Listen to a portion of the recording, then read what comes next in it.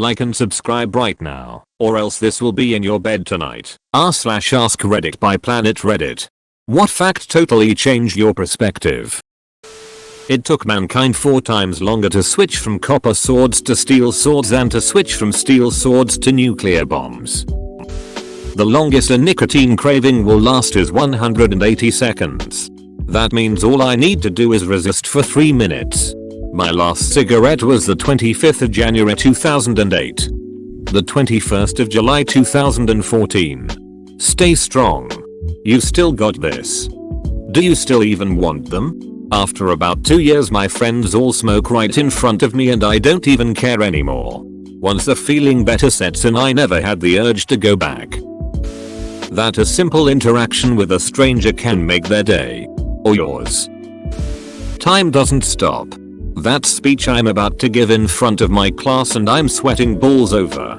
In the next 2 minutes. It's going to be done with. 2 minutes is 2 minutes. This has helped me so very much in life. I always tell myself the same thing. This time tomorrow. It'll be in the past. A distant memory. I've just got to get through it. But it will be over. I hope your speech went well. I'm capable of being entirely convinced of something false. As a result, anything I'm convinced of doesn't necessarily reflect reality. The one thing we all had in common is that we all think we're right. Now you've gone and ducked it up. We judge others on their actions, but ourselves on our intentions. I remember reading that the right question to ask is not am I a good person? It's what good do I do in the world? When I started thinking about it that way, I realized I wasn't actually a very good person. Between this and OP, I've realized I really need to reevaluate a lot of things. Can't remember exactly where I saw this, but the first Western movies filmed in Hollywood were made around 1915, when the industry moved there. At the time much of the area outside of Los Angeles was ranchland and there were still some sizable cattle drives going on. Directors would hire actual cowboys for a pittance to train horses or be extras. Basically they made movies fantasizing these big cattle drives and gunfights as American history. While people who had actually done all those things IRL were chilling in the background. There will always be more things that need to get done than I have time for. There are real life castles that are less expensive to buy than a New York City apartment. You can actually get a free castle in France as long as you can provide a plan for how to keep up with upkeep of the castle so that it won't become a ruin. Among several TV shows about castles in France, I remember hearing about people who just couldn't afford to keep the castle they already owned. Not because of taxes or mortgages, just upkeep costs. There are planets out there without suns. Planets that are hurtling through space in absolute total darkness. Imagine being there. When people drive drunk in the countryside they'll sometimes drive without lights on in order to avoid being spotted in the distance by cops. I feel like there's a comparison to be made between these people and your hurtling planets. From Jim Carrey. You can fail at something you don't want to do. So you might as well follow your dreams. That really spoke to me and inspired me to write music again. Balto only ran the last leg of the route. The dog that ran the longest and most treacherous parts of the route, and at night, was named Togo. Balto toured the US as a hero, but couldn't be bred because he was neutered. Togo's owner was pissed Balto got so much attention. And then his story got out and Togo got to tour the US. And was bred like crazy. So most huskies are descendants of the greatest sled dog in history. Thanks for sharing this. Was an interesting read. Can't wait for the movie though. A film adaptation about Togo's efforts is being produced by Disney for their streaming service. Willem Dafoe will star in the film as Leonard Sapala, the owner of Togo. Principal production on the film will occur from the 24th of September 2018 to February 2019 in Calgary. So how is Disney going to portray the bred like crazy part of the story? Edit. Probably a montage. How strong gravity is at a neutron star? If you were to stand on top of one, you'd be flattened at the subatomic level. What's really cool is that it wouldn't just crush you, It would crush you so hard that the molecules that make up your body would stop obeying what we typically think of as fundamental laws of particles. Everyone goes on about black holes. Neutron stars are cool as shit. Black holes are just eerie. Most people are too wrapped up in their own lives and insecurities to focus on your little stumbles. Try to think of other people's embarrassing moments. It's actually quite hard to do. And if I do think of something, I don't dwell on it or give it more than a fleeting thought. It's usually no big deal. It's kind of nice to know that no one really gives a shit, and maybe that one cringy thing I once said isn't actually that big of a deal. Related note, when I realized that I would never talk to someone the way I talk to myself. It was a little light bulb moment. Self-compassion is a long road. Edit. To thank you for the golden to say. I'm sorry that not everyone is kind and that some of you are stuck in environments where people do make you feel small. I'm not discounting that or saying that it doesn't happen. I just think that it's maybe part of a different conversation. I'm also not endorsing not giving a duck about other people. My whole and only intention was just to nudge you in the direction of being a bit gentler on yourself. Related note, when I realized that I would never talk to someone the way I talk to myself. It was a little light bulb moment. Self-compassion is a long road. I learned to treat myself the way I treat my nieces. When they make a mistake, do I talk down to them? Nope. I encourage them to do better next time. Do I ever call them out of their name for any reason? Nope. So I can't do that to myself. Do I constantly point out their flaws to them and make them feel bad about them? Nope. So I'm also not allowed to do that to myself. And so on. It changed my life for the better. It gets hard sometimes. But then I have to realize I can't be a bully to myself. It's not fair to me and I don't deserve that. When I realized that I would never talk to someone the way I talk to myself. It was a little light bulb moment. Self-compassion is a long road. You might have just changed my life for the better. I honestly really appreciate this. This fact is super relevant to tomorrow. Martin Luther King Jr. and Anne Frank were born the same year. Blows my mind whenever I think of it. Edit. I wrote this on Sunday. Just to clarify the tomorrow comment. Abraham Lincoln and Charles Darwin were both born on the 12th of February 1809. I have time to waste on Reddit. Then my life is not that bad. Greetings from the land of the money poor. Time rich. If there's one thing I've learned about myself, it's that I'd rather have a lot of time than a lot of money. As long as I'm not actually poor, meaning that I can buy food and pay my bills without having to stress it, I'm pretty content. Having to save a bit to buy something is fine by me. I once did work a lot and earned a lot of money, compared to now at least, but I was really unhappy because I never had enough time to do what I wanted. 1000 seconds equals 16 minutes, 1 million seconds equals 11 days, 1 billion seconds equals 32 years. I don't believe you. I'm going to start counting right now to fact check this. I will report my findings when I have finished. Remind me in 32 years.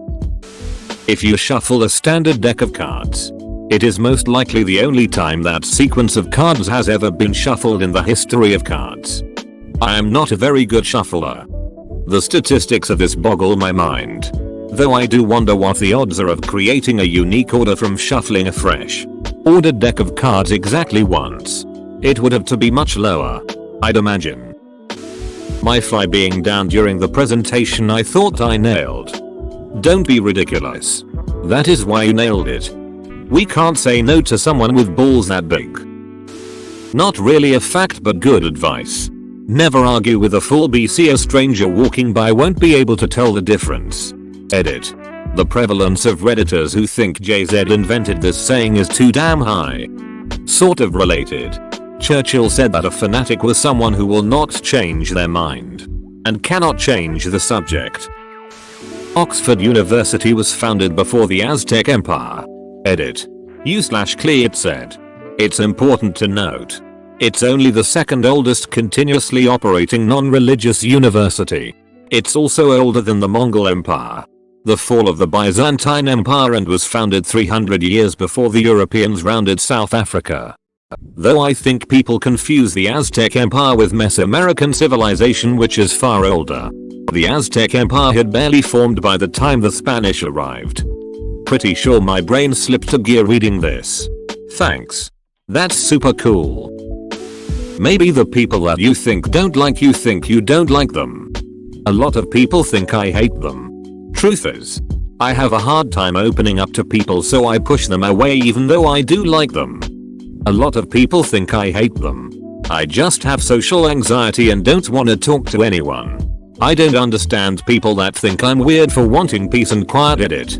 I commented this while drinking last night and had no idea it would get this much attention. I just wanna add that I do have close friends that I love dearly.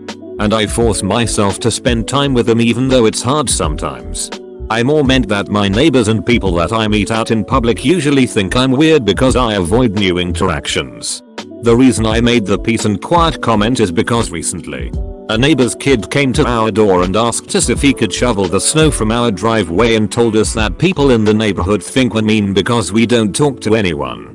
This struck me as odd because 1. I bought a house with my husband so we could have space and privacy, and 2. We do the normal nod to acknowledge when passing neighbors, and I'm not sure what else they want.